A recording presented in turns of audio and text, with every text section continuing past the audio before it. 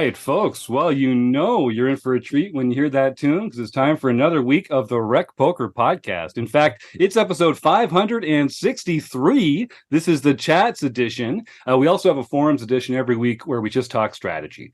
Now, for both, I'm your host, Jim Reid, Bluffsterini in the home game and at RecPoker Jim on Twitter. And I have the best freaking job in the world, talking poker with my friends here on the podcast every Monday night at 7:30 Eastern, live on YouTube. And you can join us for free every week and win a prize just for showing up. We're going to get to that later in the show. We're also going to get to the one and only Nathan Gamble, maybe the guy with the best poker-related name that we've had on the show, certainly in recent memory. So we're going to talk to Nathan in just a moment. First, I have to thank our sponsors, the Running Aces Hotel, Racetrack, and Casino. They're located just an hour north of the Twin Cities in the beautiful state of Minnesota. And if you want to find out more about them, you can go to runaces.com. Most of what we do here is free. We're a largely volunteer-based organization, so we depend on support from our sponsors and also from our premium members who throw in their $15 a month to help us keep the lights on around here. And if you think about it, for less than 50 cents a day, you can come connect over Zoom with other fun, encouraging poker players, all trying to get better together, watching training videos together, studying together, playing together. But you can also just get a free account. Come on, sign up for free at rec.poker. All it takes is an email address and a smile, although we do insist on both. Now, they let me host the show on Mondays, but I'm only one man, and it takes a group, a gang, a wizard, a crew to make the magic happen here at RecPoker. We call this group of wizards the RECing Crew. And if you want to learn more about me or the rest of the RECing Crew, you can go to rec.poker/crew and see a whole bunch of smiling faces over there, or you can just listen up because you're going to meet a few of them right here on the show tonight, starting with our own producing co-host, Chris Jones. I'm Chris Jones. You can find me 5B5 on Twitter or 5x5 in the Poker Stars home game. And I run our monthly deep dive segment where we explore one big strategy topic per month in the area of poker. And I'm John Somsky, also known as Poker Geek MN Everywhere. And I run our RecPoker home games, also known as the toughest home game, play money home game in the multiverse. Hey guys, I'm Joseph Wills. I am hockey_poker in the X Twitterverse. And if you search the keywords better fish on our website, you can learn how to become a better fish at poker. I'm Kim Kilroy. I'm PetFat or PetFat33 on the social platforms, Fergie56 in the home game. And I hold a hand history review group once a month. So put your hands in and we'll review them. And I'm Rob Washam. You can find me as Rabman50 just about everywhere. And the first and third Wednesdays of every month, we discuss the latest books on poker. Right on. Well, thanks, gang. Listeners at home get the sense that this is a vibrant and encouraging poker learning community. We get up to a lot over here. One of my favorite things that we do is have fantastic guests like Nathan on the show here. Nathan Gamble, it took us until episode 563, but we finally got him. He's in the house. Nathan Gamble, thank you for joining us here on the RecPoker podcast. Hey, Jim, I appreciate you having me on board here. I talked with you briefly before we started the show, and I'm really looking forward to this and looking forward to chatting with the king. Yeah. So you've been in poker for a long time, man. And I don't like to put our guests in a box right off the bat. In case our audience hasn't heard of you or doesn't know what your poker story is, let's start right now and just tell me how would you define your own role in the poker world today, and then let's kind of take it back and walk our listeners through the story of how you got here. Yeah, I think I'm one of the few people that doesn't fit in any single box that you can imagine in poker. Usually you'll have a commentator who really isn't that good at poker, or maybe you have someone that writes but is recreational. I have a couple WSOP bracelets. I have a ring, PLO ring online. But then I also am very active in other capacities. So I've done over 500 hours of commentary, most of that for the Galifon Challenge, but also some of that for CBS with the World Series of Poker, $10,000 limit hold'em event won by John Manette. I've written, I want to say, between 10 and 15 articles for Card Player Lifestyle, who's owned and operated by one of your former guests, Robbie Straczynski. Yeah. I've done multitudes of podcasts and I absolutely love it. So I actively play every day. After this, I'm head over to Resorts World to start up the night game. Showing up there about 6 o'clock to start playing 8160 mix. So I'm actively playing day in and day out, probably 4 to 5 days a week.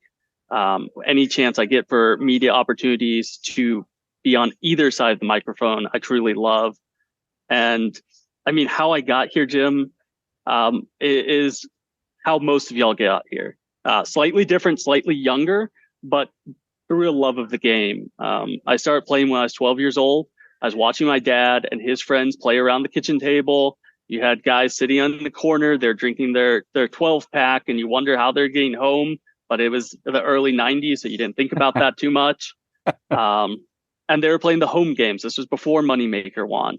They were playing Chase the Spade or baseball or Guts. And I just loved it. I really enjoyed watching the game. And then Moneymaker came around and kind of transitioned more into Hold'em. And that's when online poker was a thing. So I was playing with them at 12 years old. And then I was jumping on to Ultimate Bet at night at 12 years old and playing free money. And I can proudly say I'm probably one of the few people that can say this. The very first time I had a royal flush was in spades, and it was in 7-card stud 8 or better. Okay. Split the pot with a royal. What a great feeling that must have been. So this I want to dig into sort of your journey a little bit, and I know you got so many exciting things coming up. I also just want to remind our audience here, if you're watching live in YouTube here, feel free to enter some names. We need some names of famous poker players in the YouTube chat. We're going to be playing Stake Study Stack with Nathan later.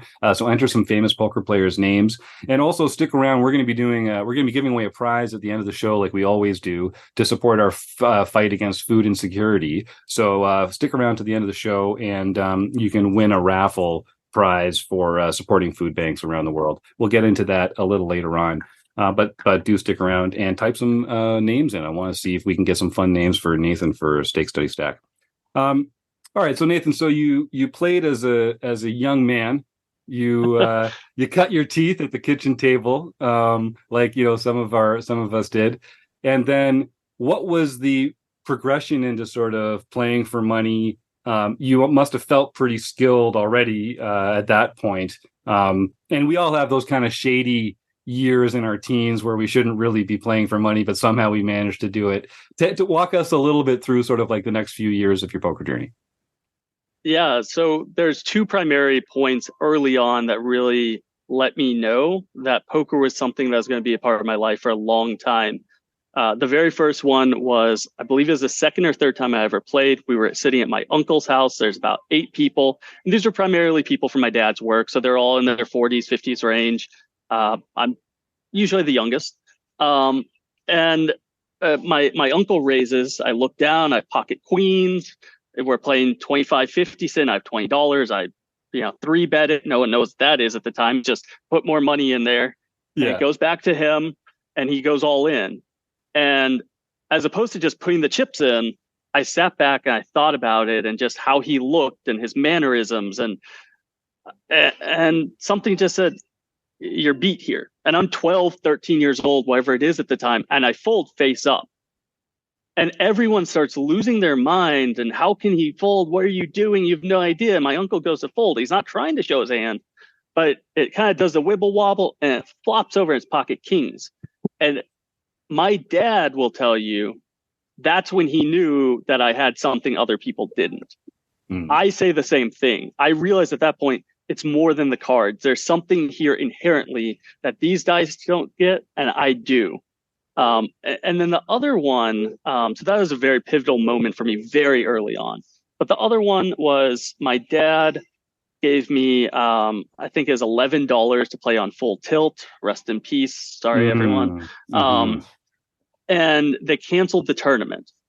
So I said, I'm real young. I said, Dad, do you want this money back? It's $11. He's like, keep it, son. You'll be okay. And I was like, oh my God, I have $11 bankroll. And I ran that down to about $1.37. It was on Ultimate Bet, actually. I remember because they introduced Royal Hold'em, which was only aces through tens. Okay. And it was limit. So I started playing 1 cent, 2 cent, limit, Royal Hold'em. And I quickly realized that everyone else would go all in if they had a Broadway. If they flop a straight, they're going all in. Well, if you think about the game, by the end, the river has to be paired or it has to have Broadway out there. It's only aces through tens. So I would try to pile in all the money with sets, and they would try to pile the money with straights. And I quickly realized what free rolling was and how I could beat them by just paying attention. And I ran that over the course of a few months, $1.37 up to about $1,600. Wow, amazing. And I mean, it's life-changing at that point. And that's really where I started learning strategy and how to think about the game differently. And I took, I think, one job in high school. I worked at Hollister for a couple of weeks. But other than that, poker literally was how I made my way financially into the world from a very, very early age. And yeah, you alluded to it earlier. My last name is Gamble. People are all the time, it gets to be a running joke. They're like, "Oh, you were born for this life." And to some extent I was. It's in my blood. And it's always been a part of me from that aspect. Now you've really ascended through the poker world. You sounds like you started with a lot of natural talent, but you've also spent time in the military. You've spent time outside the poker world, specifically as a professional. So you've had to learn, good study habits, discipline. You've had to apply yourself not just through your natural talent. Now, where you are now, so many years later, when you think about poker, how much of people's success do you think is tied up in their natural talent, and how much of it can be improved through study and application and discipline and using the right tools and studying well and that kind of stuff? I would say that natural talent is huge, but it's a recognition of how to apply that natural talent. And I'll get into that in a second. That being said, anyone can improve with tools, with study, with watching videos, with ingesting content. I don't play Hold'em. I think I play No Limit Hold'em 1 to 5 times a year, but I'm still relatively sharp at it. And that's simply because I watch everything there is on PokerGo. I watch final tables. I had the opportunity to do commentary on it. And so it's just a natural ingestion process of watching what the best players in the world are doing. And that has made me better. So I think anyone is capable of improving either through osmosis or ingestion, or specifically through very studied tools. Now, when I say natural talent, I think is very important. So, and realizing how to recognize it. I don't like studying. That's not my style. That's why I quit playing Hold'em. That full stop. That's why I stopped. I recognized that at the time, Pot Limit Omaha was much more of a feel game. It was much more like, how do you maneuver? How do you negotiate this world? And so I switched into that. And as soon as Pot Limit Omaha started to get more studied and more solved, I said, oh, this isn't good for me. And that's how I found myself in the mixed game world. Is now I play 15 to 20 game mix, and it's almost impossible to study to the point of excellence in every single game with that many games. You get 8 hands every 4 hours of each individual game. And it became much more of the original talent, the raw talent. Let me outthink my opponents. Let me figure out why they're doing something. Let me follow betting patterns. And it takes you back to an older variety of poker. And so I had that natural talent, but I had to recognize that my talent lays in raw feel, understanding people and psychology versus in studying and training and learning. And that's how I found myself in this branch of poker versus the one everyone else follows. Okay, that's really interesting. And that makes perfect sense. We've done a lot of work in the mixed game arena over the last few years. We're definitely trying to broaden people's horizons, expand some horizons, and get people to try some new mixed games that they haven't tried Absolutely. before. Lord knows, I mean, it's so much more fun. And like you say, the edges are closer. It's not as solved, and so people can't quite master them the same way. So I think there's a lot of good reasons for people to get more involved in mixed games. It's way more fun.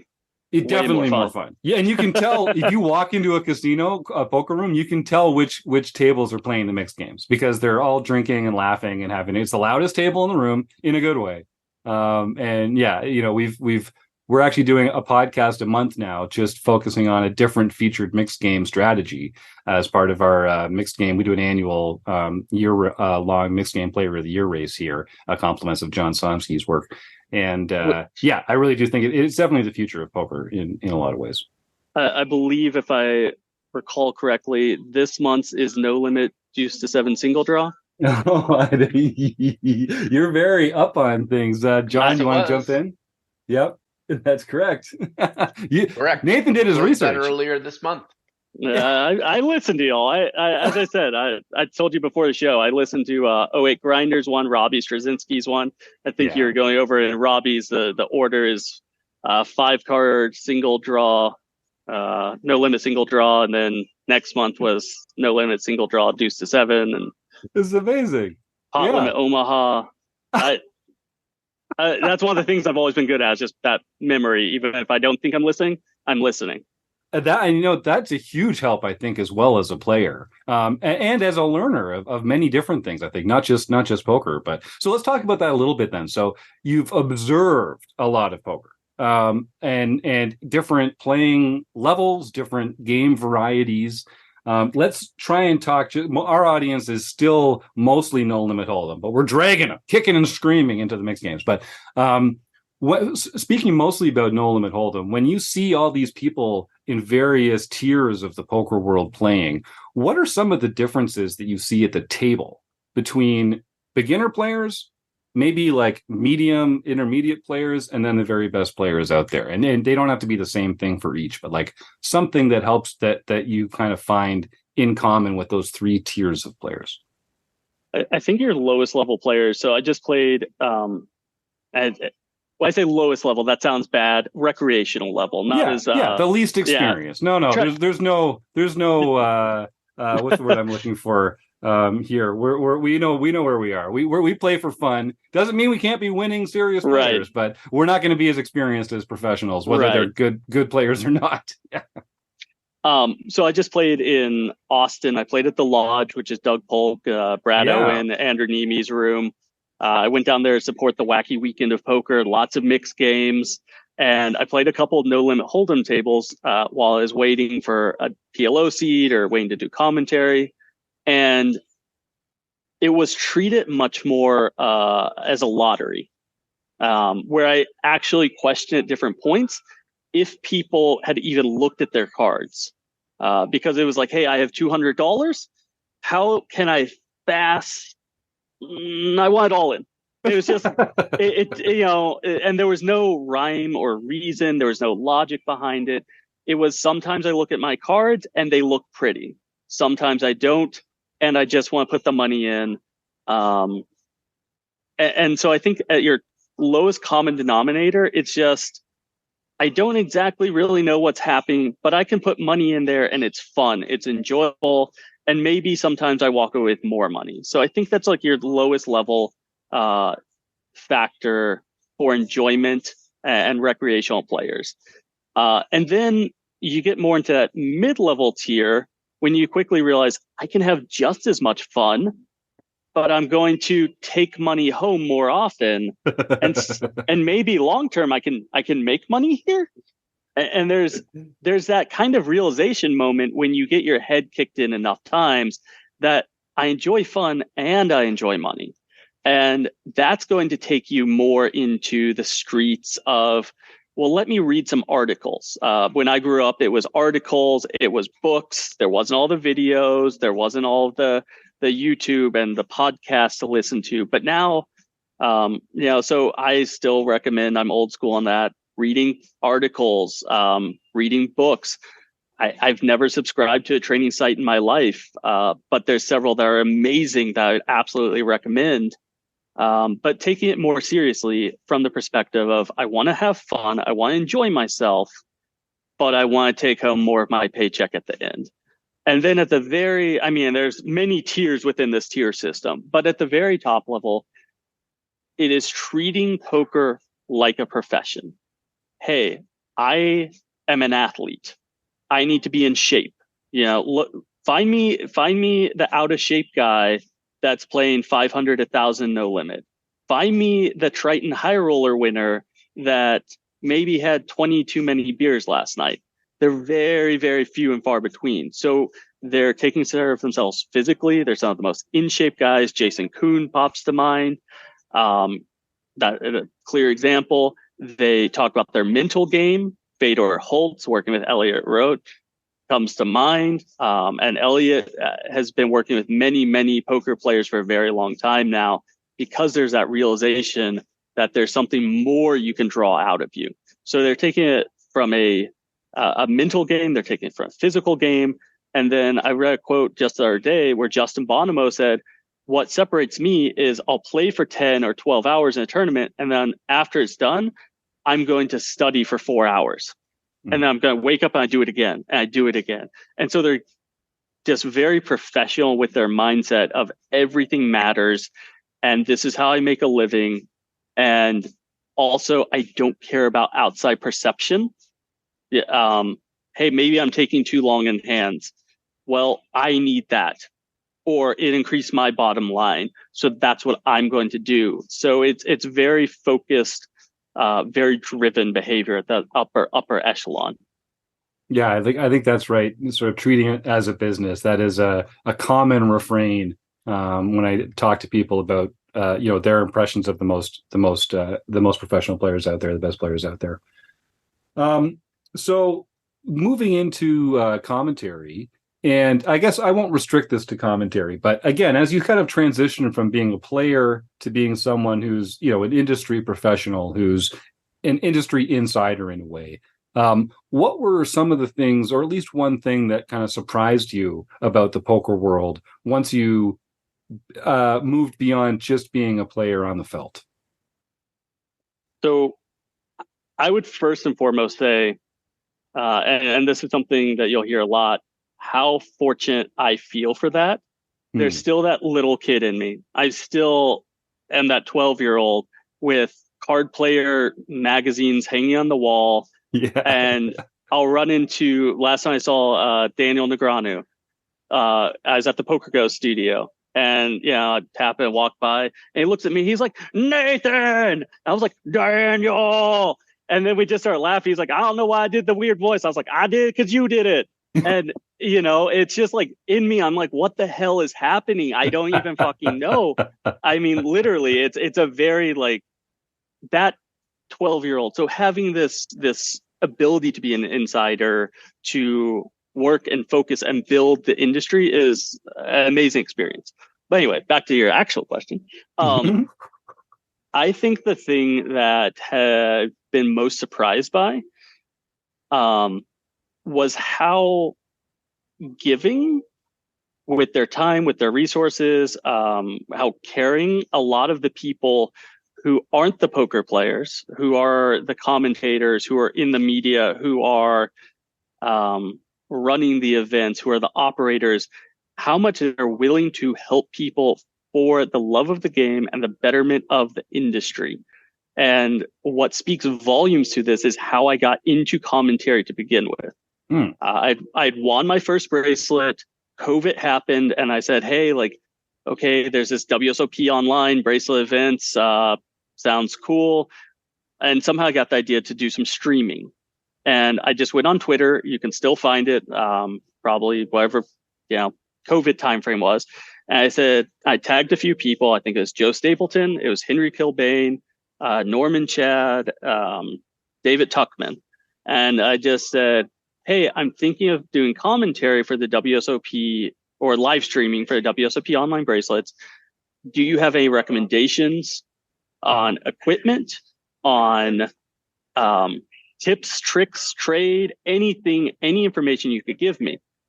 Almost every single one of them reached out in DMs or in that message and gave me a piece of advice. And one of those was Henry Kilbane. He gave me advice on the camera I'm using right now. He gave me advice on microphone, internet, all this sort of stuff. And then later, when the Galfond Challenge was happening on U.S. soil, WSOP between Phil Galfond and Chance Corneth, he reached out to me and said, "Hey, I'm currently in Europe, but I need someone to stream the tables to me. Would you be willing to stream the tables?" So I was just supposed to be a behind the scenes stream to Henry. And so I was like, "Yeah, absolutely. I got you. No problem." He's like, "If you want, you could join me for the very first one we do. And yeah, I'd have you as a guest commentator." I was like, "Oh my God, that's amazing." And we finished for the day.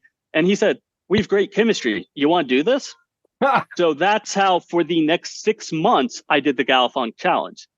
And it's just like, I put out a tweet and the industry was helpful. The industry said, "Let us give you our knowledge, our tips, our tricks." And then it led to that absolutely amazing experience. And now I have the fortune whenever I can to give that back to the industry, because I wouldn't be here without those people. That's beautiful, man. And I love these stories of, just doing what you love, trying to be helpful in the poker industry, and people just kind of taking that and running with it, and then boom, all of a sudden you've got a role here. You've got a home here in the poker world. 08 Grinder, another great example of that. Your buddy, absolutely, Kevin Mathers, who we had on the show last week, just another person who's just started doing something they loved in the world of poker. And so I tell our audience, please, if you love poker, get involved somehow. There's so many groups and organizations. It doesn't have to be just RecPoker. I mean, we're the best place to get involved, and it's free, and we have great connections, and let us be the launching point for your poker career. But it's there. It's there for you. And having a good heart and putting some hard work in, it's no guarantee, but sometimes that's all it takes. And I think you got to be careful what you spend your time on, because it might end up being the next chapter of your life. It is absolutely true. And the more time, the more energy, the more passion you put into it.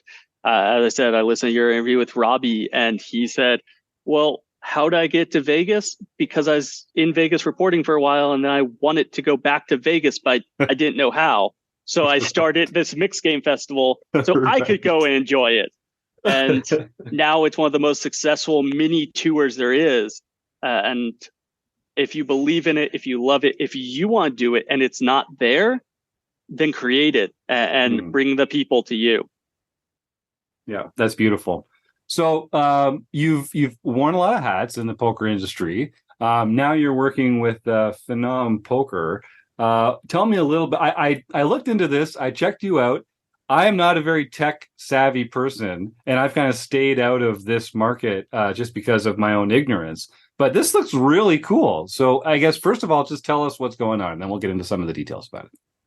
Yeah, so Phenom Poker we've announced as of January that we're going to be going live. We start the informational component of our website with the ambassadors that we currently have signed to date. There's 10 of them, headlined by Brian Rast. I think that's number one by far and away. Last year's inductee into the World Series of Poker Hall of Fame. I'm going to get shot for this one, 2 or 3-time 50K Poker Player Championship winner. I believe it's 3-time now. It's so prolific. It's absolutely amazing.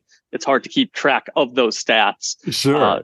Justin Young, who is really a true firm believer of fun in poker, has Table One podcast.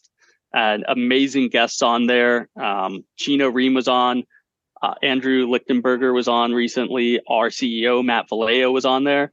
I can go on and on about our ambassadors, but we started Phenom based off of kind of what I just told you, of if you don't see it and you want it, then you have to start it and bring the people to you. So we saw a lack in the industry of safety, of security, and of transparency. And we're starting a company, an online poker company based around those principles.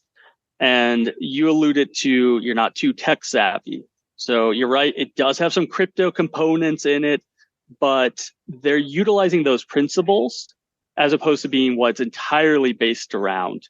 And so it's first and foremost an online platform for poker, for people to enjoy the game that they know and love in a safe and transparent environment.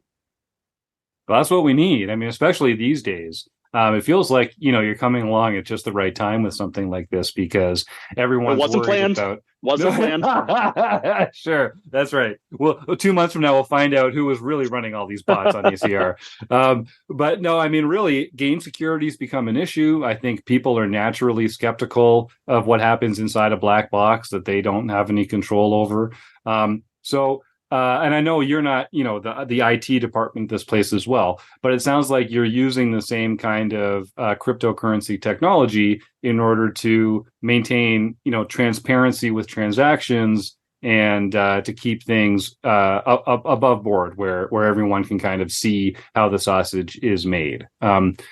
So is it, tell me about like what kind of games, why would people want to come and play here, and like what's cool about it other than this really interesting security side of things, which I really like.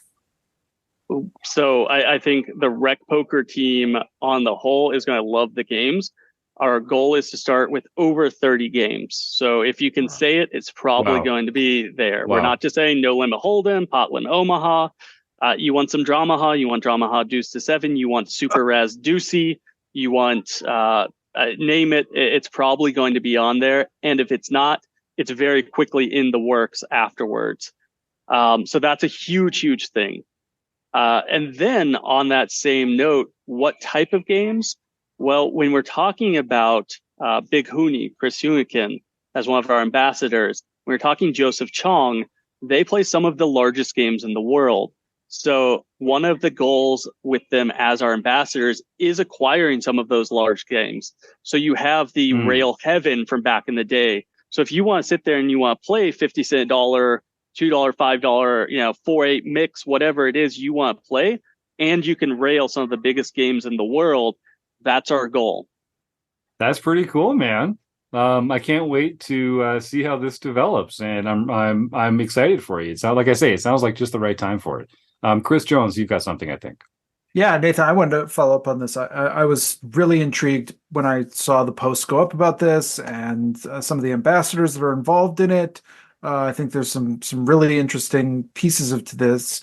I really like the idea that it's going to be player owned too, that players have a stake in this piece, and I think that's really exciting. And frankly, I'm concerned about security. Like I have stopped, or not stopped, but I have really reduced the amount that I'm playing online based on stuff that's been going on in the last few months, because I just don't feel confident that I'm playing on the level. But can you dig a little deeper into like what would set Phenom apart from, random purveyor, gray market purveyor X in terms of security? I often to sort of full of transparency, I often think of crypto and cryptocurrency as so it's got some interesting pieces of it, but it is actually more anonymizes people, which may be the sort of counter to what we want in terms of game security. So I'm wondering how you'll balance those as you're thinking about Phenom. So it's very interesting on crypto on the whole, because if you think about it, it seems anonymous from the outside, but it's actually very traceable. So if I look at you and I say, okay, this is a wallet attached to your name, there's actually an entire record of where money is sent throughout time. So money is actually extremely traceable, even though people perceive it to be anonymous. Just a little bit of a side note, I listened to a very long, in-depth podcast that was given on that, but kind of just an interesting note. So a couple things that we're doing that will speak to safety and security. So we're going to be utilizing Web3 wallets. So one of the issues back in the day was Full Tilt Poker did not have segregation of player funds.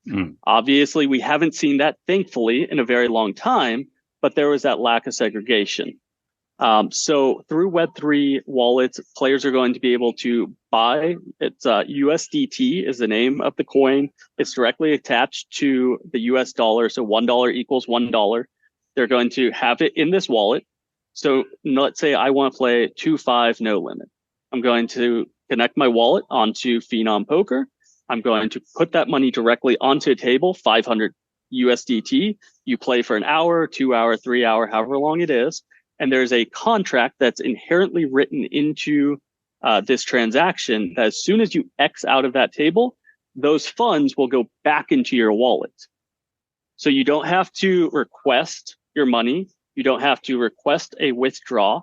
It's going to go directly back into you. So that removes the trust that you need from the site that your funds are segregated. That's, I mean, a very, very large component, right? Yeah, that's really interesting. Another one is we're going to be doing very large KYC, which stands for Know Your Customer. So if you look at current sites, and I'm going to be a company man here, I'm not going to call anyone out, but if you look at current sites, then you maybe have to give some sort of driver's license photo at some point when you want to deposit or withdraw, and you maybe have to give an address, but more or less you can sign up pretty willy-nilly for multiple accounts. You just need a couple of new email addresses, and there's not a whole lot of KYC.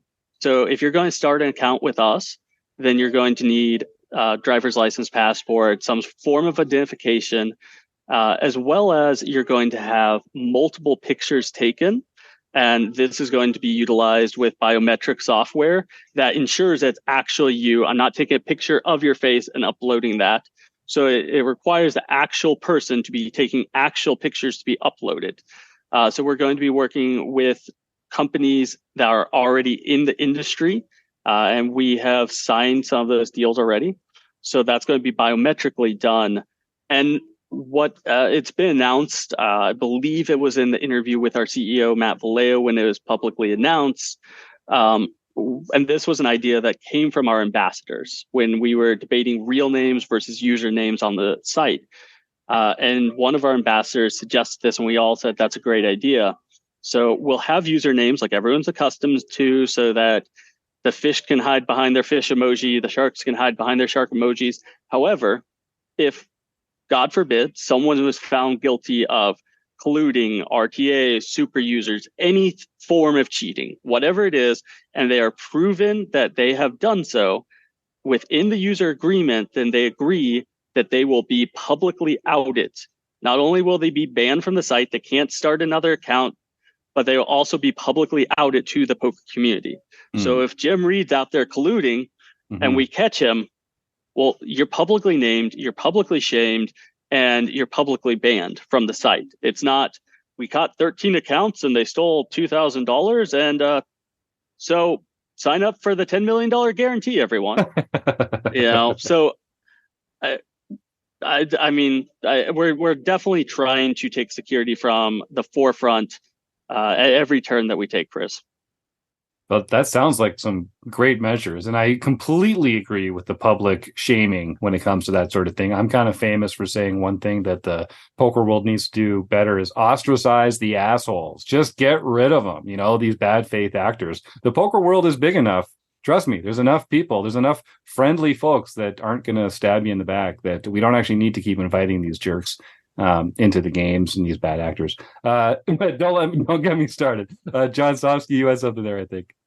Yeah, I had a question and this is a little bit out of my depth, and if it's out of your depth too, it's technical crypto stuff. Stable coins are coins that do not vary in price. They are tied to some sort of fiat currency. There's been some famous ones recently that were tied to the dollar that, weren't able to maintain. Luna, I think, was one of them. Or why is that not an issue, or what are you doing to prevent the collapse of the stable coin that you're basing the economic funds transfer on? In other words, why is your stable coin safe? Well, so it's not our stable coin. So first and foremost, this is not a Phenom stable coin. This is a stable coin that is available on market at any given time for the last, I believe, 10 plus years, however long crypto has been around. So if there is a collapse of the stable coin, that is far and away bigger problems than Phenom Poker personally having issues. And it would be, without getting too technical, it's basically not a possibility to happen. But let me segue a little bit off of that, because I'm not the technical person of being able to explain how the coin are attached to US dollar and why they're completely stable. I'm not going to lie, that's not my technical area of expertise, but it does lead to an interesting thought line, because we do have a token. I think that's what you thought I was referencing. That token is different. That token is not going to be used for play. You don't buy our token and cash out in our token. You can't buy or sell the token. So the Phenom token, and Jim alluded to this earlier when he mentioned players owning a portion of the site. So let's say you do $1,000 in rake for week one. I believe everyone starts at 17.5% rake back, if memory serves correctly. So you get $175 worth of token, which the initial price is baseline 50 cents. So you'd get 350 tokens. This will basically be equity within the company. So you would get paid the following week and every week thereafter on the equity of the company, the net revenue. There's a formula if you go onto phenompoker.com that you can find the exact formula. But essentially, players are able to earn this token. They cannot buy this token, and they can only sell it back to us. So the token cannot fluctuate in price, and there's betting markets on it. People will earn the token. They earn dividends off of the token weekly, and that's based off of how the site is doing, not off of their individual play. And then if they want to sell it, there's a formula for that they can sell it back to the company at essentially a 10x yearly revenue. So you can't buy it on the open market. You can't sell it to anyone but the company. There's no ability, if I dump 1 million tokens tomorrow, it doesn't matter, because the price is solely attached to the net revenue of the company. It doesn't matter what anyone else is doing with it. It just matters how the company is doing. So I believe that's what you were alluding to with the tokens, but the USDT is a wildly different token that is just a kind of fixture of the crypto market.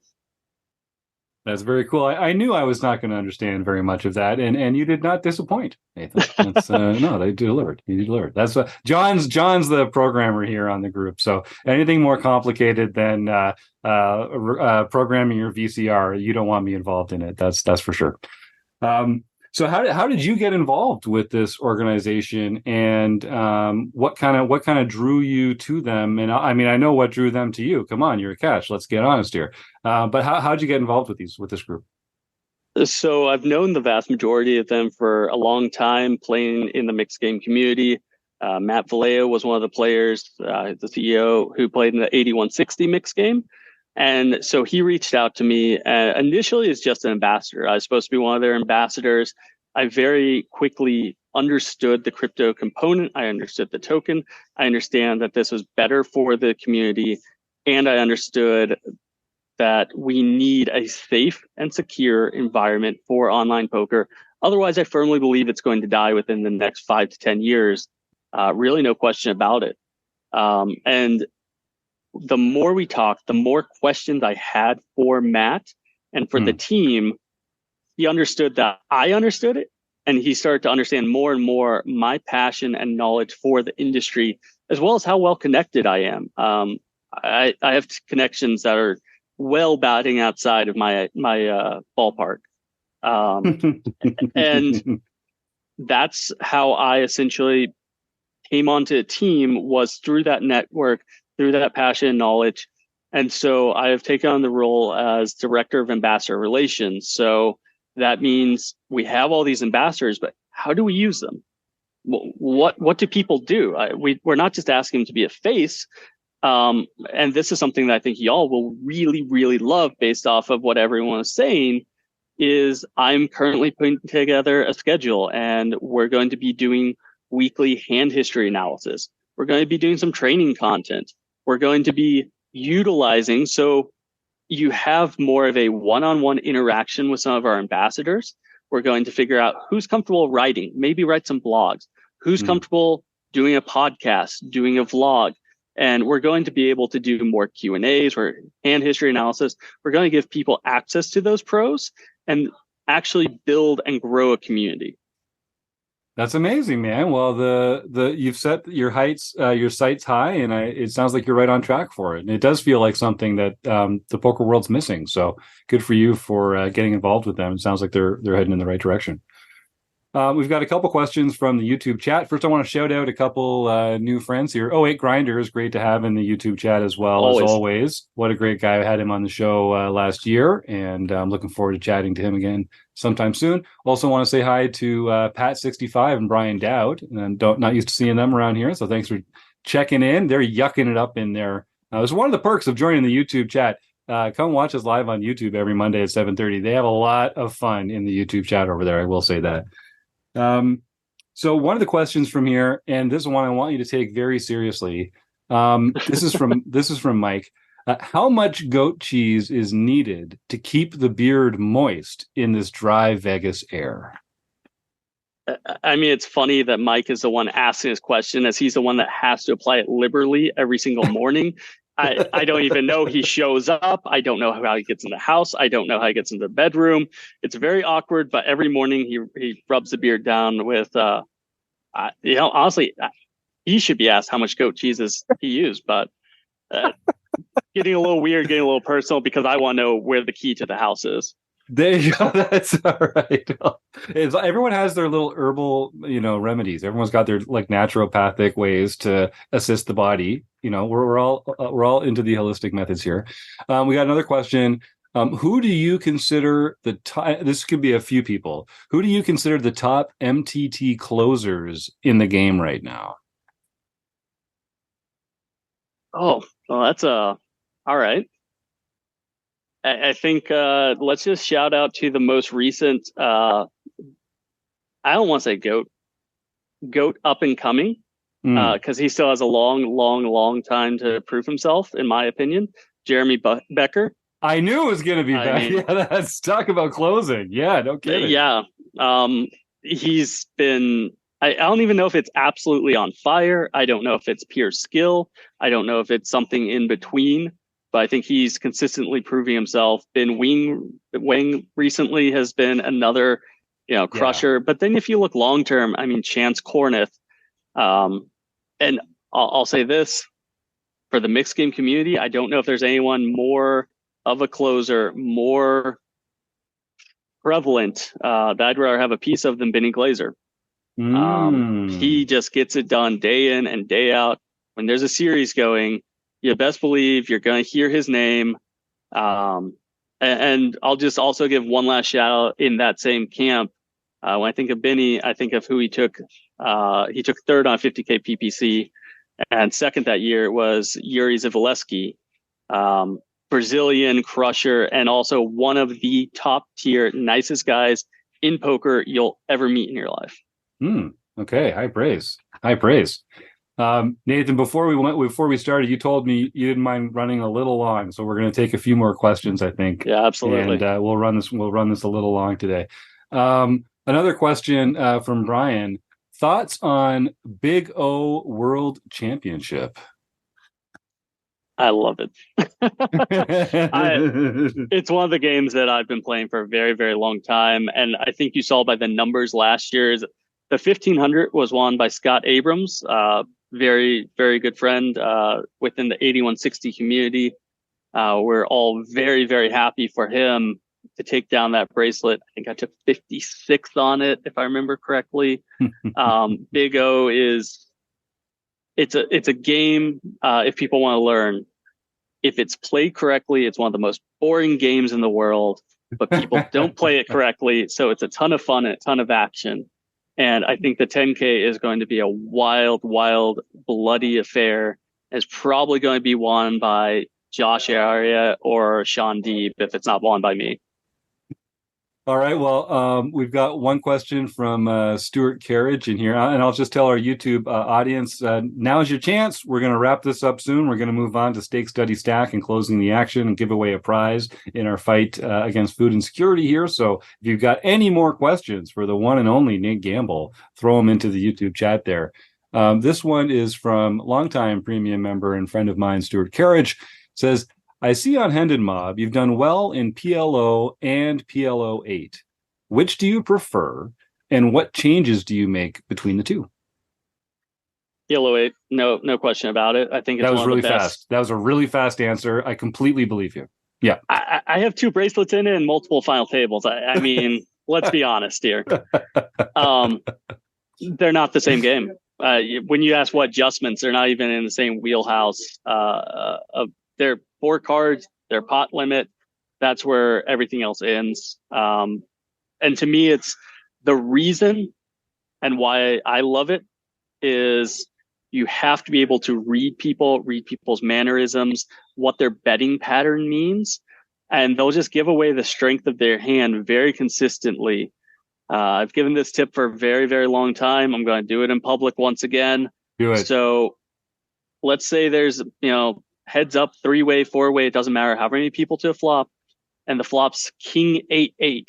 Everyone checks through, 99%, everyone checks through. And then the turn's a deuce or a 3 or any low card. So, hey, there's this low draw possible.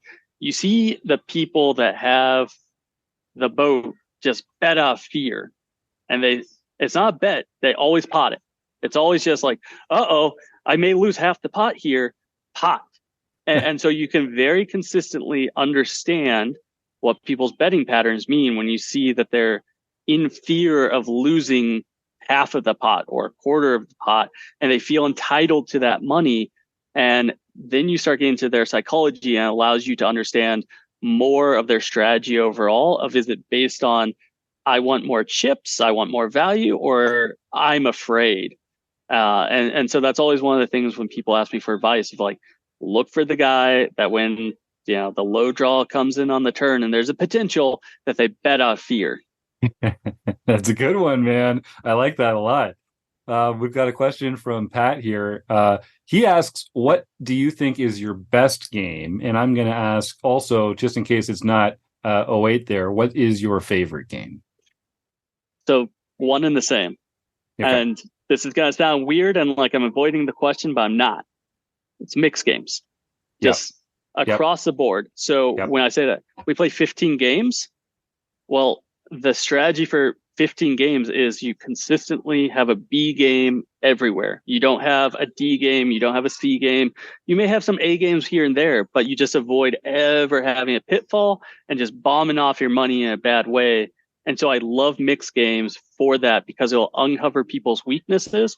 It'll uncover their flaws, and you really can't hide from it. But you also, it's very hard for one person to just dominate and crush like you would see in, say, Limit Hold'em or Pot Limit Omaha, or a stud mix where it's stud high-low and Raz, because you have to be good against draw games and flop games and pot limit, and you have to be good everywhere. So I just really appreciate mix, and that's why I think is my best game, and that's why I enjoy the most.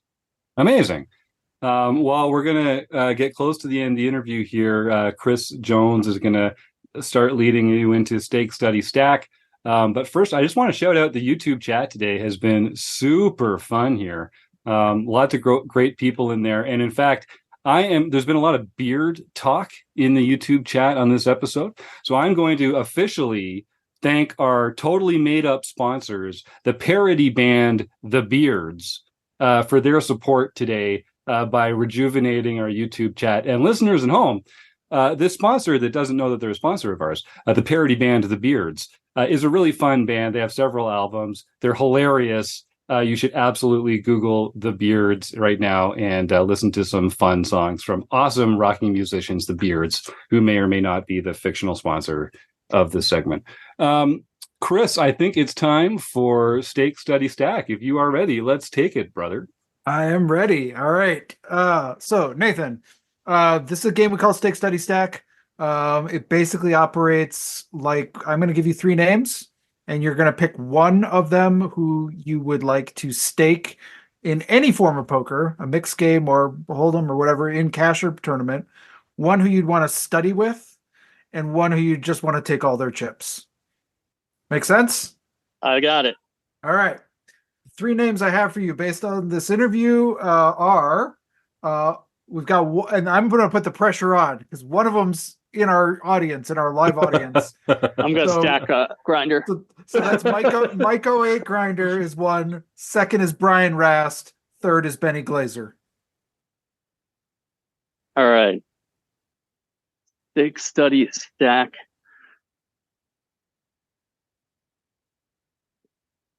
All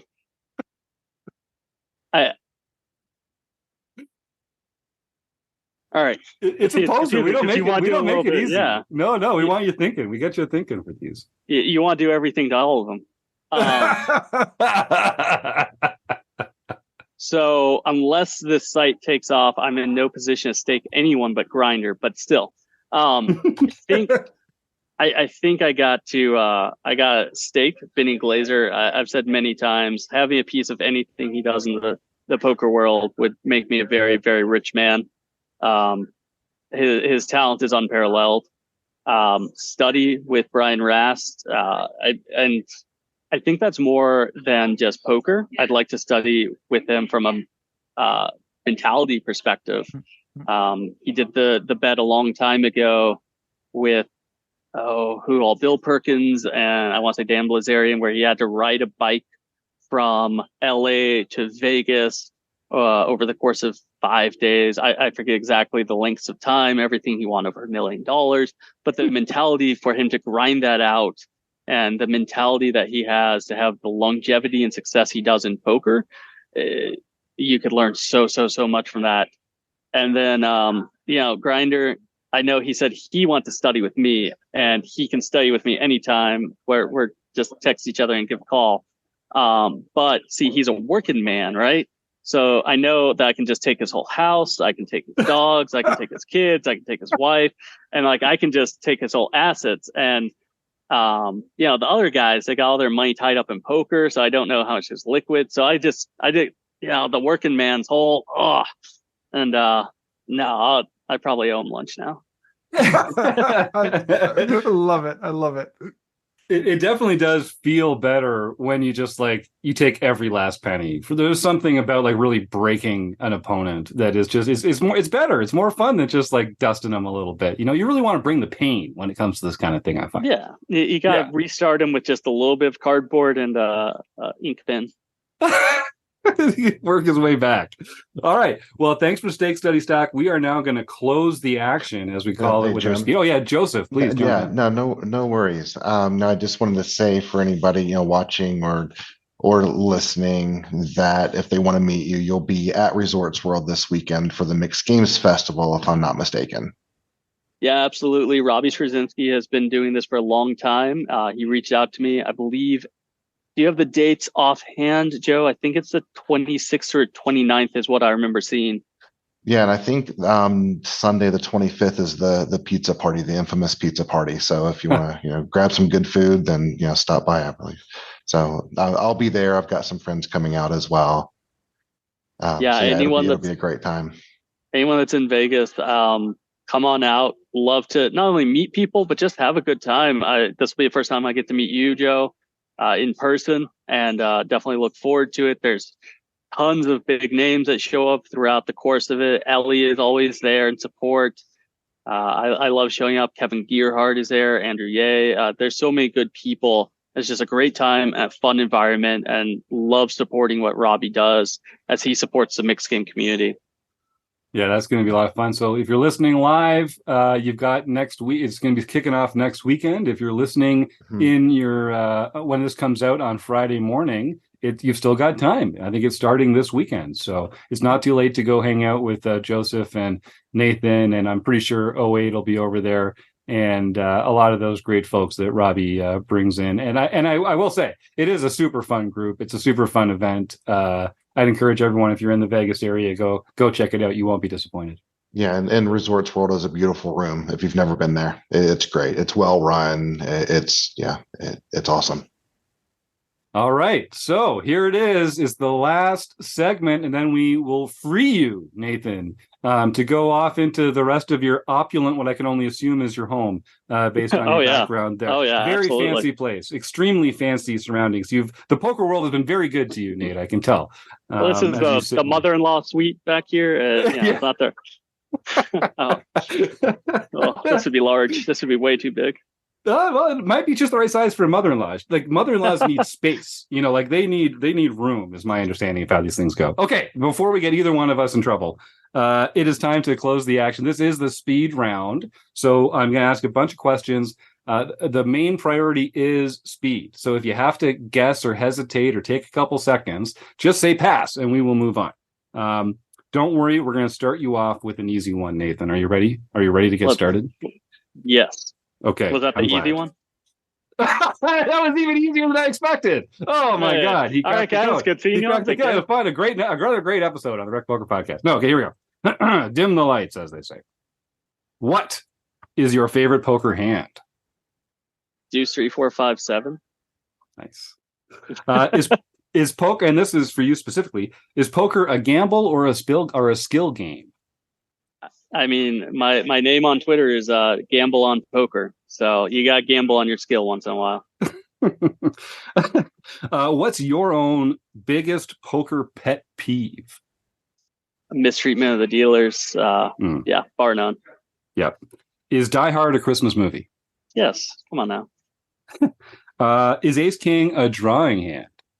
Well, you usually muck it in mixed games because it's not worth much. What player type are you? Chameleon? Definitely chameleon. I've been told I'm the tightest player, and I've been told I'm the loosest player at the same table within a 30-minute time period. So that's good. You want to adjust, right? There you go. What's one thing you own that you can't do without? So it's actually sitting right beside me. So it's probably my watch. My wife got for me for my birthday about 6 to 8 years ago. During COVID, we both stopped wearing our wedding rings. So this kind of has become what I wear instead of my wedding ring. And we got her a similar bracelet because neither of us like wedding rings so much. It's just not our thing. So this is kind of just become her symbol to me. I love it. To me. Yeah. We were all along for the ride. We got there together. That's a delightful, beautiful story, Nathan. Thank you. So it's only fair that we should follow it up with, is a taco a sandwich? Especially tacos El Gordo. Come on down to Win. Delicious sandwich tacos. Should vacations be lazy or busy? Busy. But not planned busy, like inherently normal busy, like find normal busy. An avenue. No, like find past an avenue, talk with people, find the restaurants. Don't just like plan out like, I'm going to go and I'm going to watch a show and I'm going to do this. Like you have to talk with people and navigate it based off of their recommendations. Busy. I love that. Like spontaneous busy. Like spontaneous busy. Like leave time to be busy. I love that. Yellow light coming up. Slow down or speed up? Speed up real fast. Put yourself back when you were a kid. What's your favorite childhood holiday meal? Probably Halloween. We're going to go with candy. We're going to like just the candy that came from Halloween, and we would actually play poker with it between me and my brothers. And like they probably cheat it. I was the youngest, so they probably cheat it. What's one thing such that if you had it, you'd finally be truly happy? No. That's not life. No, it's just, that's true. That's not life. True. I mean, all right. As soon as you hit it, then you want the next thing. So you got to be happy with where you're at in life.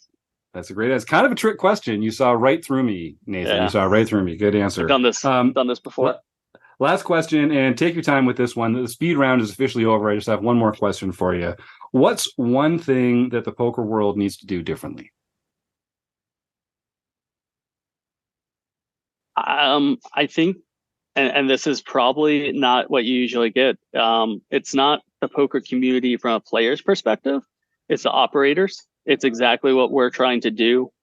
It's to care about the community again. It's to care about the players. It's to understand that if you rake this game to death, if you have bot rings running on your site that you close your eyes to, that you are going to make more money in the short term, but you're going to kill the game, you're going to kill the players, and then you're going to kill your business. So it's just have love and compassion for the poker community and to treat it fairly. I talked with, I'm not going to say the name, company man here, but I talked with a very large organization at one point about helping to train their dealers and run schools for them.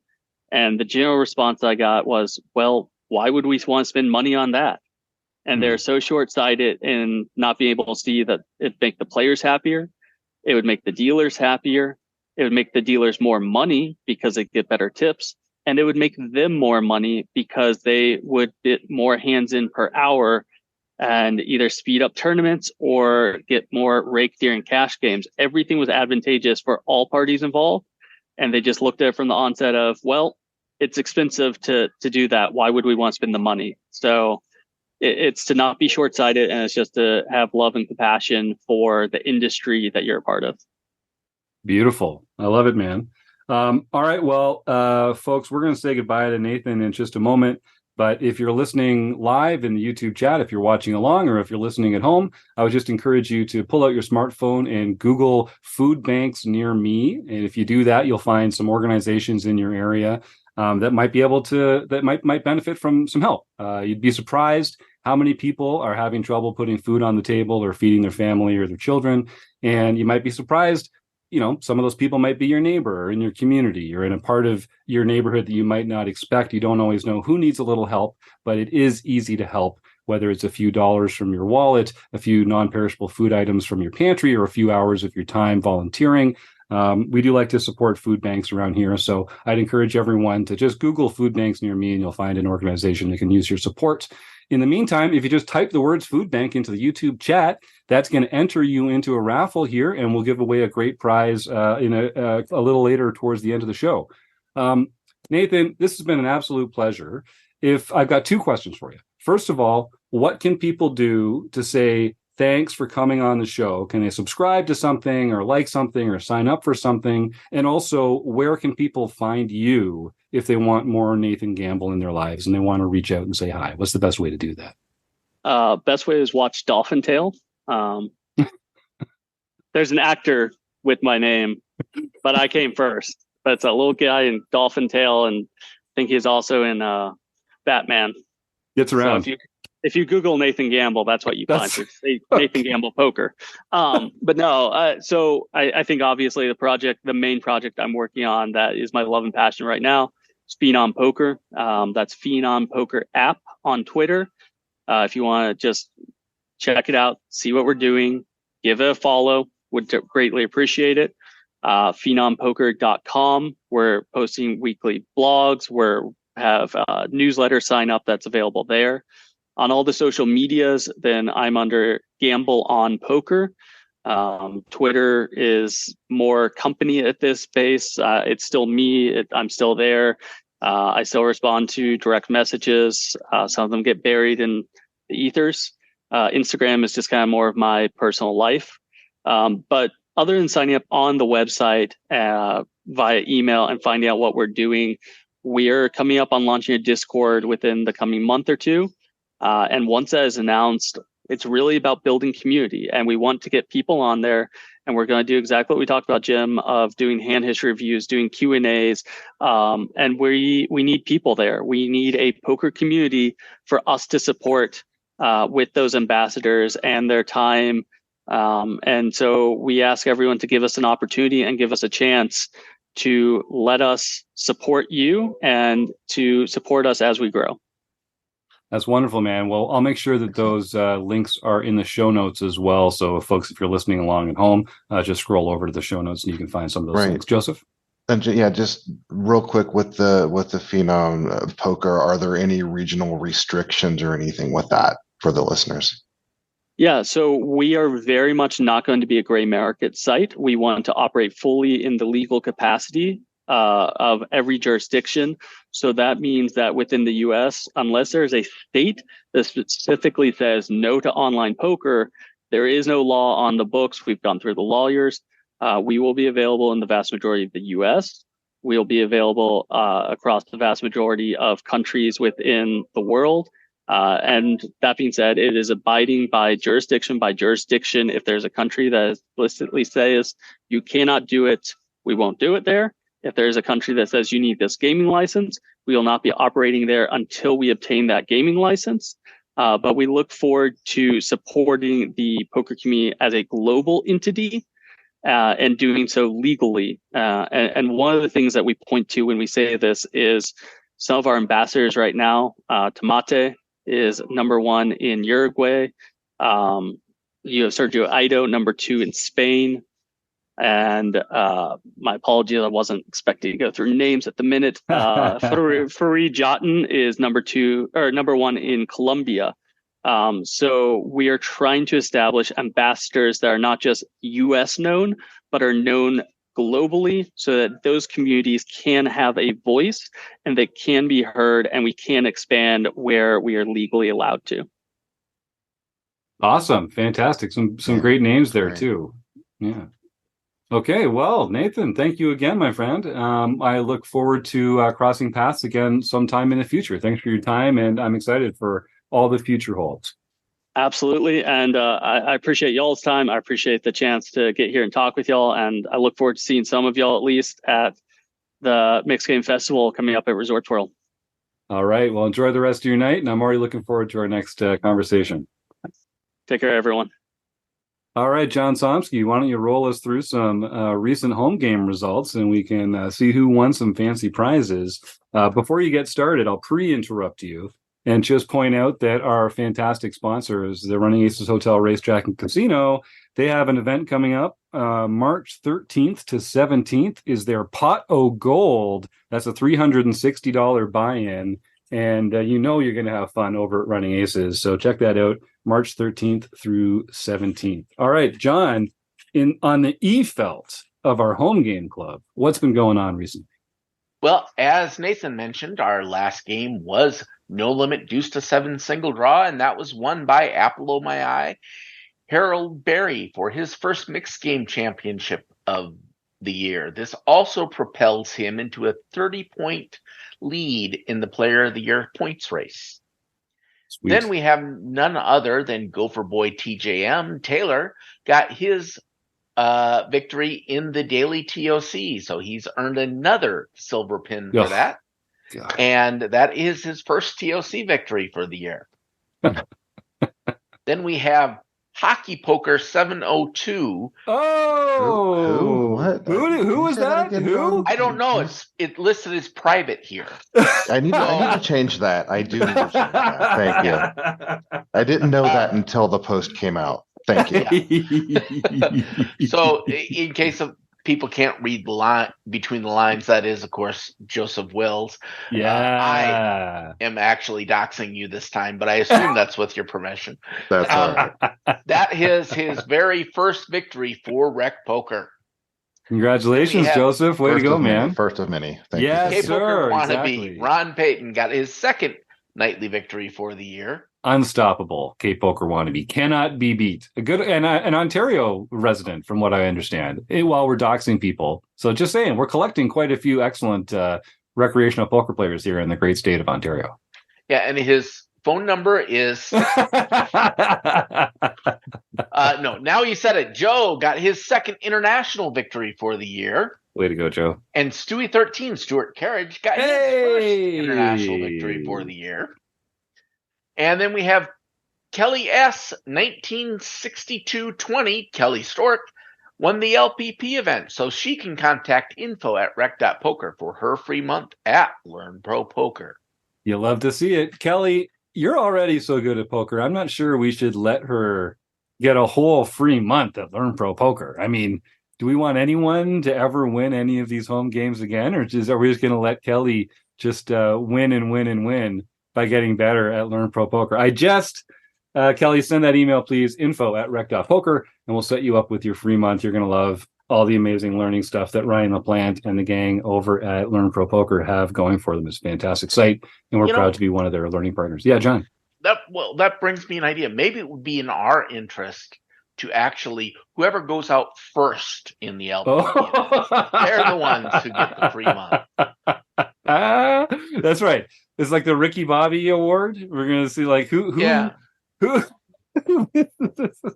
let's workshop that. We'll workshop that in the next planning meeting. I like that's good thinking, John. All right, is anything else that anybody else wants to mention or highlight? I mean, Marek Madness is right around the corner. We're getting to the end of February, which means it's almost time for the magical month of Marek. Some call it March. We call it Marek here. Patent pending, trademark pending. So yes, John. So I just had a question. So I know that there is a mystery guest who is in the works of playing. Is that public information at this point? Is that something that we can disclose? I think as of today, we can officially disclose it. Would you like to do the honors? I think we can. For those of you who are fans of other poker podcasts or other poker media, you might be interested to know that none other than Chicago Joe Ingram, will be playing in Marek Madness. That's right. So we are going to be able to, and I will have you'll be able to choose the brackets. Just at least somebody don't vote for Joey to win. I'm just, at least one person should have a bracket that doesn't have him as the winner. I do expect that to be an outsized favorite, and I can't blame anyone. But that is the news. Yeah, how great is that? We had such a fun time with Joey on the show a few weeks ago. He said he wanted to get more involved, and Marek Madness was right around the corner. This is our annual 16-player ladder tournament that we model after March Madness, and he's in. He's going to play in it. So on Tuesdays in March, on March 5th, March 12th, March 26th, and then we're sneaking into April for April 2nd. On Tuesday nights at 8 o'clock Central, 9 o'clock Eastern, we'll be broadcasting these heads-up matches between our RECing Crew members, premium members, community members, and Poppy himself. So we're going to see if the cream can rise to the top here in Marek Madness. So stay tuned. Tuesdays nights, twitch.tv/RecPoker. Chris, you look like you want to chime in with something. You're just excited about getting a ringer in here to mop the floor with these RecPoker members? Yeah, I mean, that's really exciting. That wasn't what I was going to chime in with, but it is very exciting. All right. Well, and I mean, huge shout out to Joey for playing along with us. Like, what a cool guy. You can tell his heart's in the right place and wants to be an agent for good in the recreational poker world. So we're so excited to have him playing along with us here in Marek Madness. Okay. Chris, why don't we do our raffle giveaway here? I see in the YouTube chat, K-Poker Wannabe, Stuart Carriage, Rob Delaney. Hey, Rob, long time no see. Hope things are well. Eric Anderson and Jay Fleming is back. So that gives me 5 in that order. If you see the same, then I do. Then 6 it will be the re-roll. Is that how you like to do it, Bob? Yeah, 6 will be the re-roll. Let's do another $20 for food bank. Delightful. When we hit a 6. And while I'm rolling, everyone should check out the Poker Org article about our own Jim Reid this week, which was really fun to see. Yeah, that was fun. Away we go. Here we go. It's a 5. Of course, it's a 5. It's a 5. Jay Fleming. 5. Of course, it's you rolling. Of course, it's a 5. It's a 5.